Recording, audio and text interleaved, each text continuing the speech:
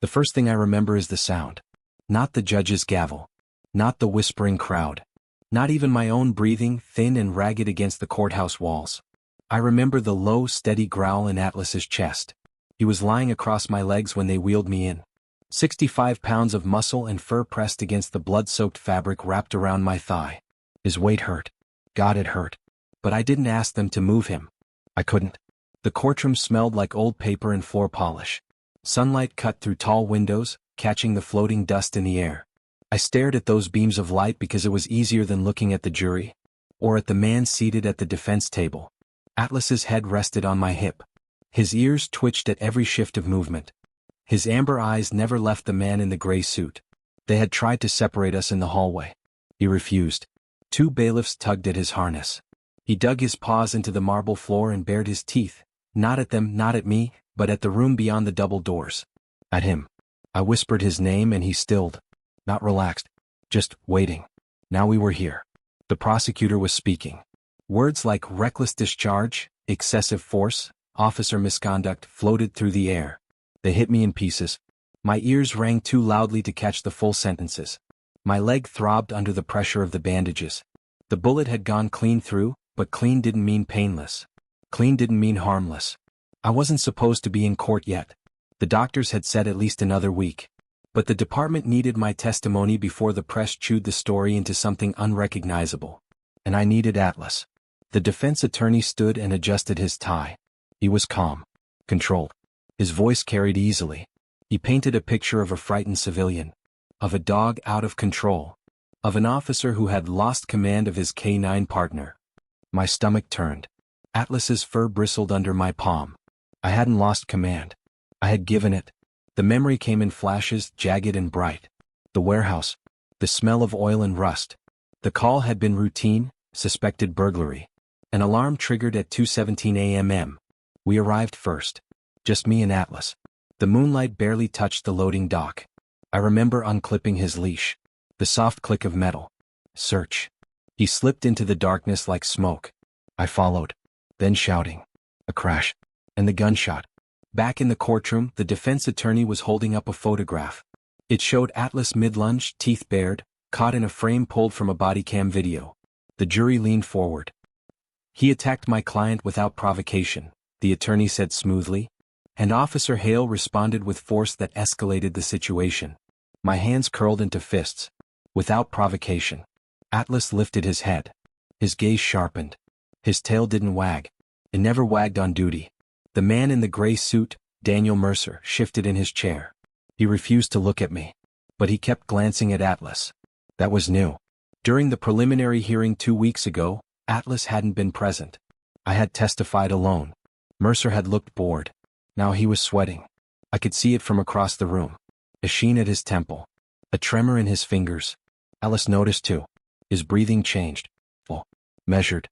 A sound only I knew how to read. The prosecutor called me to the stand. Getting up felt like dragging my body through wet cement. Atlas rose with me instantly. When the bailiff stepped forward again, I shook my head. He stays. The judge hesitated. I saw the calculation behind her glasses. Liability. Safety. Public perception. Atlas sat on command. Perfectly still. She nodded once. The oath felt heavy in my mouth. I told them what I remembered. The alarm call. The open side door. The smell of gasoline. The faint shuffle behind stacked crates. I gave a verbal warning, I said.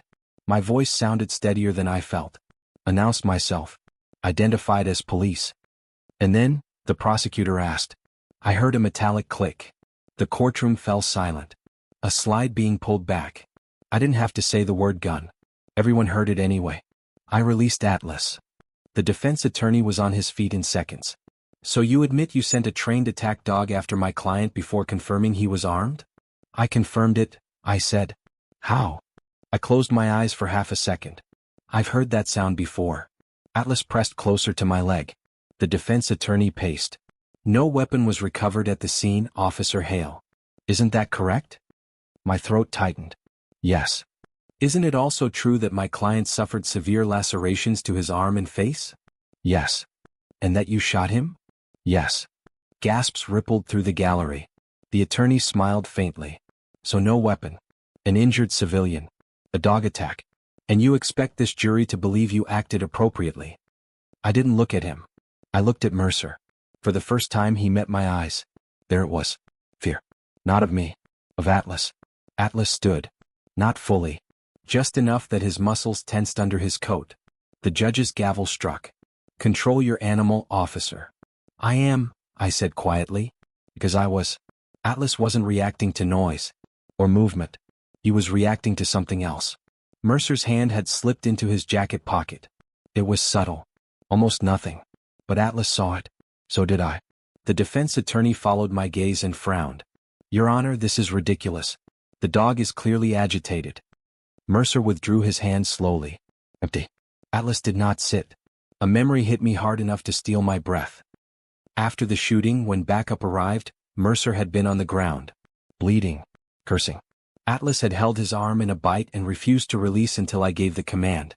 And even then he hadn't looked at me. He'd been staring at Mercer's other hand. The one tucked beneath his body. We searched the warehouse for hours. No gun. No shell casing except mine. Internal Affairs asked careful questions. The headlines were less careful. Police officer shoots unarmed man K9 mauls local business owner. Mercer had a record. Minor theft. Fraud. Nothing violent. Nothing that screamed armed robbery. And yet, Atlas's growl deepened. The judge leaned forward. Officer Hale, if your dog cannot remain calm. He can, I said. Because I understood now. Mercer's right hand trembled again. His fingers flexed as if remembering the weight of something. The prosecutor saw it too. Your Honor, she said carefully, may I request that the defendant empty his pockets for the record? The defense attorney scoffed. On what grounds? On the grounds that the K9 officer present appears to be responding to a stimulus associated with the defendant's person. A murmur swept through the room. Mercer shook his head. This is insane. But his voice cracked. The judge considered. Then nodded to the bailiff. Mr. Mercer, please stand and empty your pockets. Mercer rose slowly. Too slowly. Atlas's body went rigid. I felt it before it happened. Mercer's hand dipped into his jacket. Not slowly now. Fast. Desperate. The courtroom exploded in noise. But Atlas was faster. He launched forward with a force that nearly pulled me off balance despite my grip on his harness. He didn't go for Mercer's throat. He didn't even go for his arm this time. He went for the pocket. His jaws clamped down on fabric and dragged. A small black object clattered across the polished floor. Time froze. It spun once. Twice. Then stopped. A compact handgun. Loaded. Gasps turned into shouts. The bailiffs tackled Mercer to the ground. The judge's gavel pounded uselessly against the chaos. Atlas stood over the weapon, teeth bared, chest heaving. He didn't bite Mercer again. He didn't need to. I stared at the gun. The same model I had glimpsed in the warehouse. The same shape. The same weight I'd heard in that metallic click. My legs almost gave out. If Atlas hadn't been there, if he hadn't reacted, Mercer had been desperate. Cornered. One bad verdict away from prison. And he had brought a gun into a courtroom. The irony tasted bitter. They cleared the room within minutes. The jury was escorted out. Mercer was dragged away in handcuffs, shouting now, his composure shattered. Through it all, Atlas remained steady. When I finally gave the command, he stepped back from the weapon and sat. Calm. Disciplined. Right. Later, in the quiet aftermath, the judge reconvened with only essential personnel present. The firearm was entered into evidence. Mercer's additional charges were read aloud.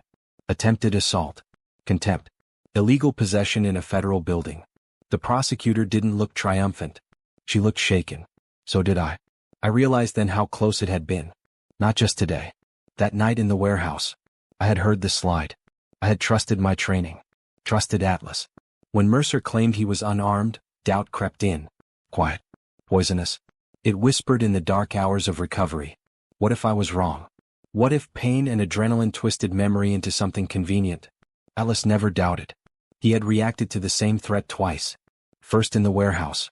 Then in the courtroom. The difference was, this time everyone saw it. The jury returned 2 days later.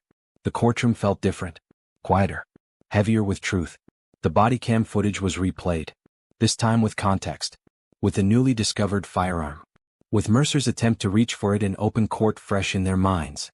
When the verdict came, I didn't breathe. Not guilty. The words landed softly but hit hard.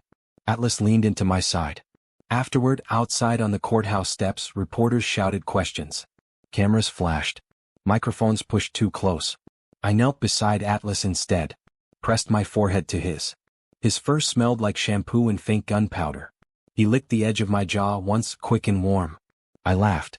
It came out shaky. People called him a hero. They called him brave. They called him remarkable.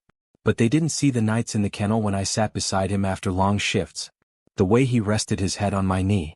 The quiet understanding in his eyes when the world felt heavier than it should. He wasn't remarkable. He was loyal. And loyalty isn't loud. It doesn't give speeches. It doesn't care about headlines. It simply stands where it's told to stand. It watches what others miss. It refuses to look away. I still think about that metallic click in the dark warehouse. About the weight of uncertainty pressing down on me in a hospital bed. About the way public judgment can slice deeper than any bullet. Truth is fragile. It bends under pressure. It hides behind doubt. It waits for someone, or something, brave enough to pull it into the light. Atlas didn't know about legal strategy. He didn't understand court procedure.